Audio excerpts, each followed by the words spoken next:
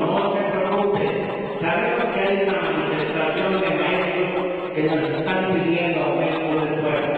El ministro Javier se reunió con el señor presidente y dijo, mire señor presidente, mire señor presidente, el gobierno, en su burocracia, el mejor pagado es el maestro de primaria y secundaria, porque si usted a él solo paga salarios mínimos, solo ofrece salarios mínimos le van a poder entregar. Ahora, la luz de eso, señor presidente, pues a la larga no se puede y se va. No le quedó, señor presidente, más que decir usted todas las cosas.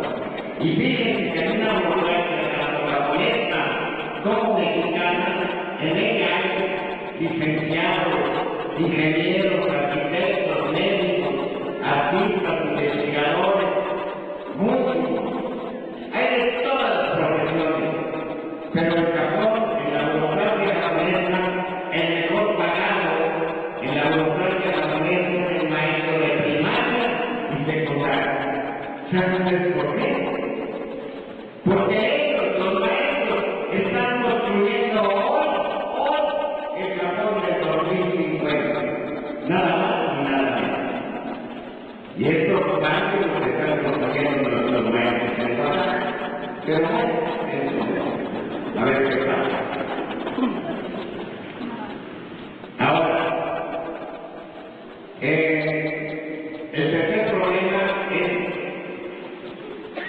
¿con quién firmamos el tratado de libre comercio? El primer tratado de libre comercio. Estados Unidos. Estados Unidos y Canadá. Y díganme que hay comprar mesa en Canadá, en Petróleo, en la Soleana, en Samsung, Google, Liverpool. Nada. Pero ¿qué tal que en China, en Taiwán, en Japón, en la Turquía, el tratado de libre comercio con el Oriente o con Canadá y Estados Unidos? Como que no se entienden, como que no se entienden, no somos tres. Pero para que vean cómo nos tienen agarrados nuestros vecinos. Ojalá no más fuera así, nos tienen agarrados. Mandan a hacer todo lo que tiene mucha mano de obra en el Oriente. Lo traen a la Unión Americana, lo venden en su Macy's, en su JCPenney, en su Google, en su Sears, y la mercancía defectuosa, la mercancía fuera de moda, fuera de temporada, la mercancía que está por caducar, la mercancía obsoleta, ni modo de regresársela a los chinos. Dice, no, mejor que no un tratamiento libre de comercio con los que había la cosa está inventando todos estos saldos. Y ahí estamos nosotros compre por barato, sin entender que por cada compra que estás haciendo de productos extranjeros, estás cerrando fuentes de trabajo en tu país. Les estás quitando el trabajo a un mismo ciudadano humano. Eso es lo que es. Cuando un país no protege su autosuficiencia alimentaria, una educación básica de excelencia y no protege el trabajo, no puede salir adelante. Y es responsabilidad no del gobierno, es tener conciencia nacional de querer a México, de cuidar nuestra nación, y es por ello que me permití plantear a ustedes estos problemas que tiene México y que veo yo y todos los problemas, pues no creo que vengan los chinos ni los gringos a ayudarnos ni a salvarnos, más bien van a venir a saquearnos más. Bueno, ahora, en cada acto importante de tu vida, por favor, plan lunar. Cuando has tenido plan lunar, cuando entren a la primaria, el plan lunar, ustedes cuando se vayan a graduar, antes de pensar en qué acto van a realizar su graduación, vayan a plan cuando se casen, plan cuando inauguren su empresa, plan en cada acto importante de su vida, plan. ¿Cómo se llama la señorita que fue blanco? Andrea, ¿cómo compraría usted el árbol que su papá y su mamá plantaron enfrente de su casa cuando usted era joven? Nunca lo haría, lo cuidaría, ¿verdad que sí? Hoy que ahora tiene como 24 años, está bien que la conoce, Andrea, pero Andrea, si este árbol, de por 4, 24, si este árbol Andrea hubiese sido plantado por un desgobernador de hace 4 sexenios, estoy seguro que ni se acuerda ni cómo se llamaba con el gobernador. Si era de Veracruz, pero bueno. Cuando papá, no son árboles iguales, uno lo plantó papá el gobierno y uno lo plantó mi papá y mi mamá. El que plantó mi papá y mi mamá, lo amo, lo quiero, lo cuido y lo protejo. El otro que plantó papá el gobierno, me importa un comino lo que pase con él.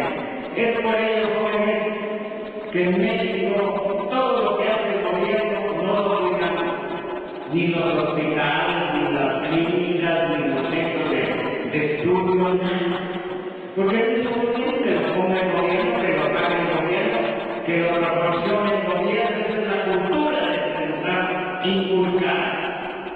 Yo les digo a los rectores de las universidades que hacen surcos para ir a la federación para que les aumenten el presupuesto para dar la educación. Les digo, por favor, señores rectores, ustedes en sus universidades tienen 1,000, 2,000 jóvenes, capítulos, doctores, ponchadores, que no hacen nada. ¿Por qué no lo hacen como hacemos en la edición de Estados Unidos? ¿Por qué no lo hacen como lo hacen en las universidades de Japón? Que una vez al mes, digo una vez al año, vengan todos los alumnos con sus papás a pintar su escuela, a pulir las bancas, a pulir los pisos, a hacer trabajos de jardinería, a hacer los trabajos de plomería, a hacer los trabajos de electricidad. Y van a ver que van a amar a su universidad, la van a querer, la van a cuidar. Si no hacen nada y todos se lo merecen, y que el gobierno lo ponga, que el gobierno lo pague, que el gobierno lo proporcione. Señores, México ya no aguanta. Ha llegado el momento que requiere el esfuerzo y el sacrificio de cada uno de nosotros para sacar esta bendita nación adelante.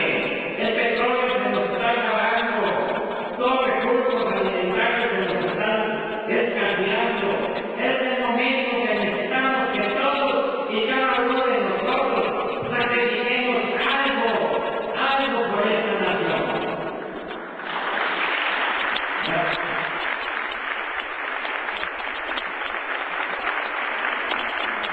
En el año 68, México realizó una de las Olimpiadas más hermosas que hubiese visto la humanidad.